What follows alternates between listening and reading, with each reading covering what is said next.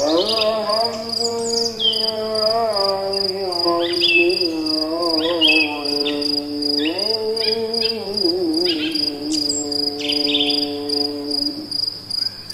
waktu makan wortel yang paling baik atau makanan kayak gini yang paling baik?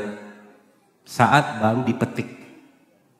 Petik, makan, petik, makan. Jadi makanan yang dipanaskan berulang-ulang sebenarnya udah gak sehat. Gak sehat ya. Kepala, kelapa aja, udah malam. Ini kan berharga banget. Itu kadang-kadang saya mentadaburi ini, saya bilang Masya Allah, Allah tuh maha baik gitu ya. Ini kan kelapa ini kan steril. Air dengan tingkat tonisitas yang sama kayak cairan kita. Kayak Anda minum cairan isotonik gitu, ini kelapa nih. Allah melindungi dia karena apa? Dia asam. Asam itu dia nggak boleh kena udara. Maka Allah lindungi dengan pembungkus yang sangat kuat. Maksud Allah, jadi kita melihat ini aja udah, ya Allah maha baik engkau gitu kepada kami. Ciptakan kelapa.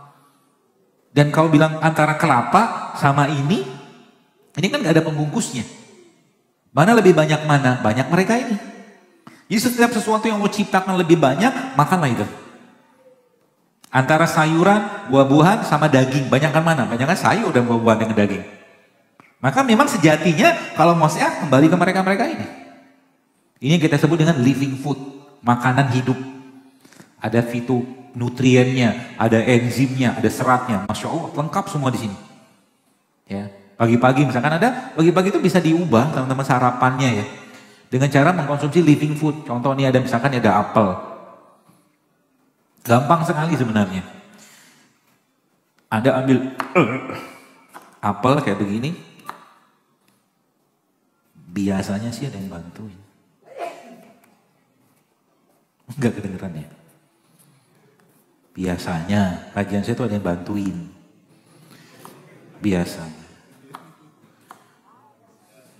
Biasanya begitu. Gak apa-apa. Contoh ini ya. Anggaplah mana tadi? Apa tadi? Mangkoknya tadi mana? Oh belum dihabisin. Ini contoh aja ya. Misalkan saya ambil ini ada apel ya. Kemudian ada timun. Ya, kemudian tambah lagi ada apa ya? Nih, ada bengkoang. Dokter kok kayak tukang ujak gitu kan. Saya dari mahasiswa dulu memang suka masak. Karena memang menantu yang baik itu yang pintar masak katanya. Masak itu pakai hati, bukan pakai takaran. Tanya ibu, mau bikin sup ditimbang, jahenya sekian, cengkehnya sekian. Tapi kalau lagi bete dia, gak bakal terasa tuh sup. Rasanya hampa. Tanya ibu-ibu. Betul gak Bu? Gak ada nyaut. Jarang masak. Nah model begini aja Bu sekalian. Termasuk ini. Jadi kalau kita mau lihat seorang itu biasa masak atau tidak dari potongan jeruknya. Caranya gimana? Jadi kalau dia gak biasa masak, saya mau perlu jeruk nipis buat diperes, dia akan potong kayak begini. Ini butuh tenaga ekstra Pak. Tapi kalau dia biasa masak, dia akan potong kayak begini. Jeruknya ini. Nah, potongnya kayak begini. Kayak abang soto itu loh. Lalu ini kayak begini kan, simpel kayak begini, kasih. Sep. Terus kasih apa? Kasih madu.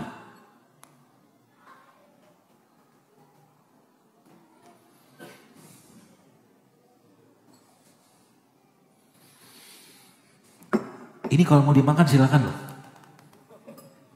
Kasih ini, nggak dimakan juga. Saya disuguhin itu, suruh makan tanpa dia mana bisa saya makan.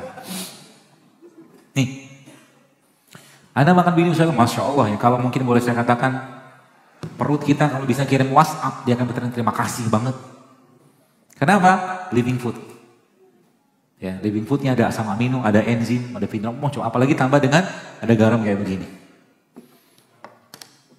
Garam, ini garam Himalaya, tapi bukan dari Himalaya sana sih.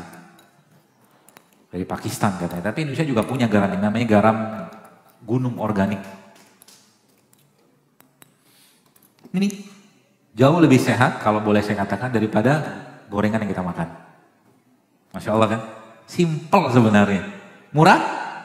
Murah. Tapi makanan kayak begini Anda rutinkan tiap hari tambah dengan sayuran tadi, Allahu Akbar. Generasi kita ke depan insya Allah akan sehat. Dan kita harus mulai dari sekarang. Saya agak khawatir lihat negeri kita ini. Dulu waktu saya masih main Twitter, saya pernah bilang, waktu itu saya ngelihat, karena fenomenanya sudah saya temukan. Saya ngelihat gitu kan, kayaknya negeri kita ini akan booming atau panen autoimun. Itu 10 tahun yang lalu saya tulis sudah. Waktu zaman di Twitter, ternyata subhanallah sekarang iya. Anak-anak kemarin saya lihat umur 7 tahun apa 9 tahun kena psoriasis coba. Psoriasis itu autoimun loh. Perempuan sekarang berlimpah PCO. PCO itu polycystic ovary syndrome. Ya. Sel telurnya nggak matang. Kenapa sel telur perempuan nggak matang? Karena stres. Apa obat buat perempuan yang kena PCO? Jawabannya apa? Pergi ke kajian, hadiri majelis taklim, baca Quran, zikir. Nanti sel telurnya akan benar. Makan kayak beginian. Itu sembuh.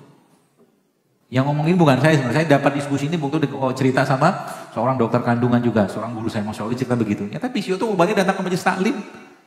Hamil, katakanlah sudah mau menikah, terus sekarang apa yang terjadi? Jaga perkawinannya, berbuat baik. Jangan baru nikah sudah mikir kita punya anak berapa, mikir banyak luar biasa. Mertua ditinggali, mertua tinggal orang tua semua. Jadi ibarat kata itu peluang kebaikannya lewat gitu. Sayang kan? Gitu. Ya. Maka mari kita niatkan Bapak sekalian, Indonesia ini sudah sangat, kalau boleh saya katakan, menanggung banyak beban. Terlalu banyak penyakit yang kita bisa cegah dengan cara apa? Ayo kembali ke apa-apa yang Allah ciptakan untuk negeri kita ini. Gitu loh. Dan ingat, ketika Anda makan, pikirkan baik-baik. Kira-kira yang dimakan itu bikin penyakit atau bikin sehat? Pilihannya dua itu aja. Kalau jelas-jelas bikin sakit, jangan dimakan. Dan kita udah tahu sebenarnya kan, kita udah tahu yang mana sehat, mana nggak sehat, udah tahu. Kalau udah ngerti nggak sehat, jangan dimakan. Sekarang saya mau tanya, kita deklarasi dulu. Bapak Ibu siap hidup sehat? Untuk apa? Untuk Allah. Untuk lebih taat kan gitu kan? Agar tahajudnya lebih berkualitas, agar sholat hariannya lebih berkualitas, agar ngajinya lebih berkualitas, agar semua ibadah itu lebih berkualitas. Dan ketika Anda niatkan karena Allah, maka ketika Anda minum serai, minum jahe, minum kunyit, niatnya karena Allah, maka dapat pahala. Hidup sehatnya kita bukan untuk gaya-gayaan, tidak. Hidup sehat kita untuk bersyukur dan bagian dari ketaatan kita kepada Allah SWT. Dua hal ini jangan pernah Anda tinggalkan. Yang pertama apa? Rempah. Ya. Rempah sama rimpang itu aja sebenarnya. Ya, modal kayak begini ya, Masya Allah nih, saya pernah nyobain, nanti Bapak Ibu bisa cobain nih. Ini minuman sederhana tapi efeknya luar biasa. Nanti Anda ambil jahe, nih, ibu-ibu juga nih. Jahe, kemudian kunyit, kemudian lengkuas, kemudian serai. Ini jahenya paling banyak, nomor 2-nya kunyit, yang nomor 3-nya lengkuas, nomor 4-nya serai. Ya 4 itu tadi. Kemudian ada kasih air panas, air dispenser aja cukup lah. Kemudian setelah agak dingin, teman-teman kasih jeruk nipis, gitu kan, sedikit aja. Setelah itu disaring.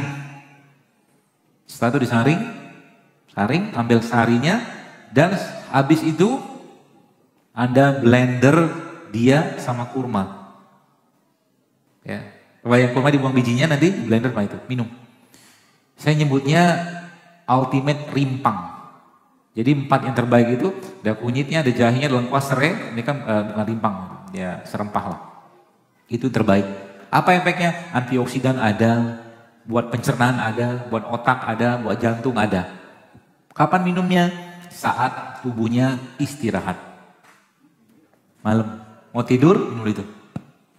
Karena malam adalah waktu terbaik untuk tidak banyak makan. Jadi malam-malam kayak begini sudah pada makan belum? Jangan makan. Bagus gak usah makan. Karena kan malam adalah waktu tidur. Wa ja'alna laila libasa. Dan kami jadikan malam sebagai waktu istirahat. Kecuali memang gak makan dari tadi pagi ya. Silakan makan. Tapi kalau sudah makan, gak usah makan lagi malamnya. Apa yang harus Anda kerjakan? Restorannya sudah tutup. Bahasa saya itu restoran kita udah tutup nih. Kerjaannya staf di restoran sekarang bersih-bersih restoran. Oke?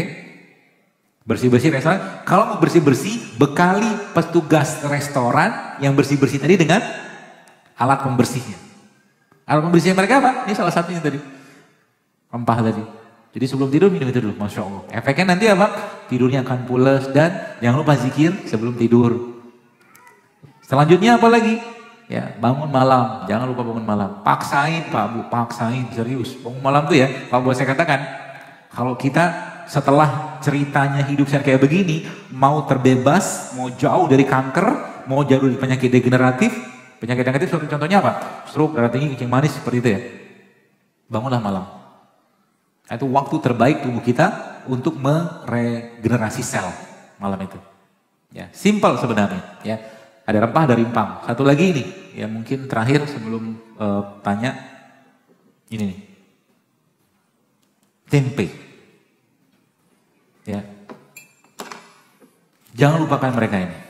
Ya, tempe merupakan salah satu makanan paling sehat untuk pencernaan kita. Ya, pagi-pagi boleh makan tempe boleh. Ya, caranya gimana?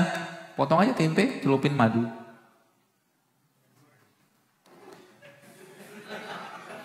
Baru juga dibahas.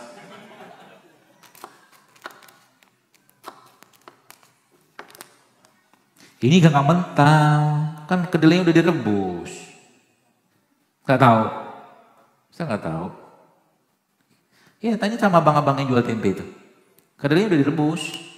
Jadi kalau makan tempe begini, Masya Allah kan kayak roti, Masya Allah. Begitu. Caranya gimana makannya? Buka mulut, sebentar. Makan. Emang enak? Emang muka saya sedih? Ini Pak, makan Pak. Ini antum cobain. Dahsyatnya tempe. Maaf.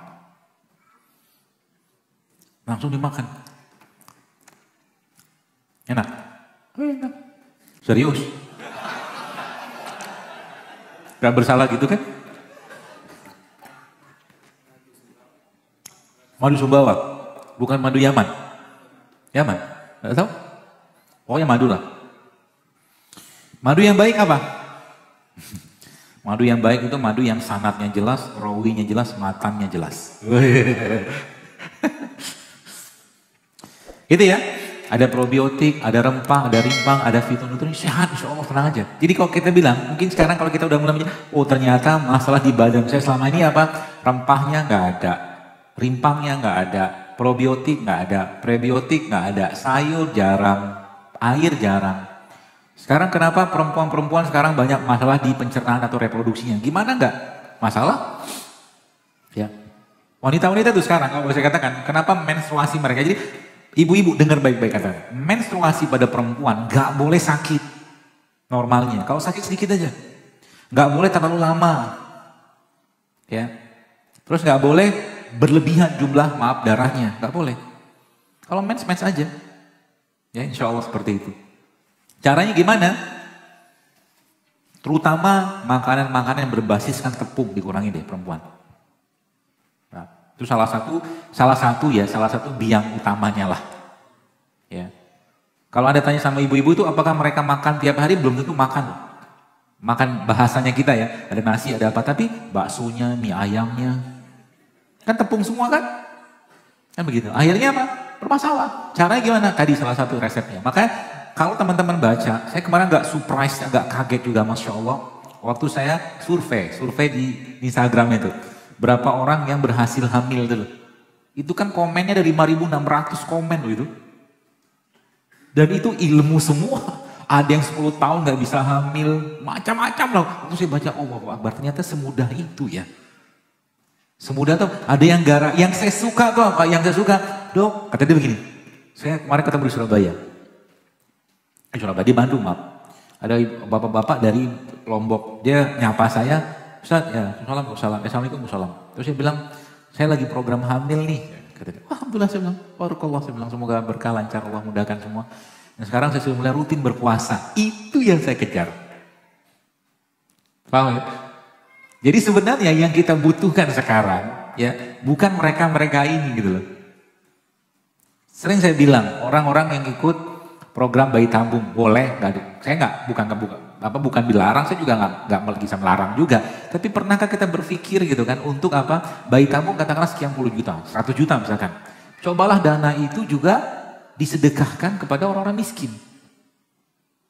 Pondok pesantren, minta sama mereka didoakan. Nah sekarang kita tuh butuh kayak begitu sebenarnya. Yang kita butuhkan apa? Bagaimana kolbu kita itu terikat sama Allah. Apa susahnya bagi Allah memberikan anugerah kehamilan sebenarnya? Masalahnya apa? Masalahnya udah sakit, udah belum dikasih keturunan, tahajud males, ya, duha males, baca Quran males, sama Allah nggak beradab atau kurang beradab gitu loh. Gimana Allah mau kasih? Gitu loh. Sama badannya pun kurang beradab. Kurang beradab maksudnya apa? Lebih banyak menzolimi badan gitu loh. Sampai kapan mau kayak begitu? Sayang Pak Bu. Ya. Benar, dengan atau tanpa hidup sehat kita akan mati. Benar. Tapi bagi saya pribadi, saya mau cari peluang-peluang pahala. Ya, dengan kita sudah tahu ilmunya sedikit, caranya gimana? Ya, jaga badannya. Sehingga nanti ketika makan-makan beginian, minum beginian diniatkan karena Allah, dapat pahala kan? Dapat pahala lagi. Apakah dengan itu kita tidak mati? Tetap akan mati, tenang aja. Ya, pasti mati kan? Gak usah, apa bahasa saya itu, ya gak usah berlebihan juga. Nanti pada akhirnya yang kita butuhkan nanti, bagaimana makanan-makanan sehat ini kita makan secukupnya, sisanya kita kasih orang, itu nanti yang kita lebih butuhkan. Anda makan semangka satu potong, gak bisa juga makan satu kan? Makan satu potong, dua potong, sisanya kasih ke orang, dan itu nutrisi yang terbaik untuk kita. Sedikit aja makan, gitu loh teman-teman sekalian. Dan itu memang butuh dibiasakan, ya termasuk sedekah ya. Sedekah itu kan suatu makanan hati yang paling baik. Makanan tanda kutip ya, nutrisi kolbu yang paling baik itu memang sedekah salah satunya di luar Quran. Quran itu memang luar biasa. Ya. Jadi semua syariat yang Allah perintahkan dalam Al-Quran atau mungkin dicontohkan Nabi SAW semuanya menyehatkan, tapi kita tidak melakukannya untuk sehat. Kita melakukannya karena ketaatan dan kewajiban, itu aja. Ya, sholat aja kalau dikerjakan dengan baik itu alhamdulillah, masya Allah efeknya luar biasa ke badan. Ya, seperti itu. Baik, saya kira mungkin mudah-mudahan dapat gambaran ya seperti apa ke depan, dan saya harap ya apa-apa yang saya sampaikan ini dipraktekin gitu. Ya, siap dipraktekin? Bukan karena saya, bukan untuk saya, bukan untuk Anda juga, tapi untuk Allah. Itu aja. Jadi negeri kita ini mudah-mudahan dengan ini beban ya, beban pemerintah, beban Departemen Kesehatan bisa berkurang kan? Ya. Ada bayangkan kalau setiap hari kita kembali kayak begini, insya Allah kan jauh lebih baik ke depannya.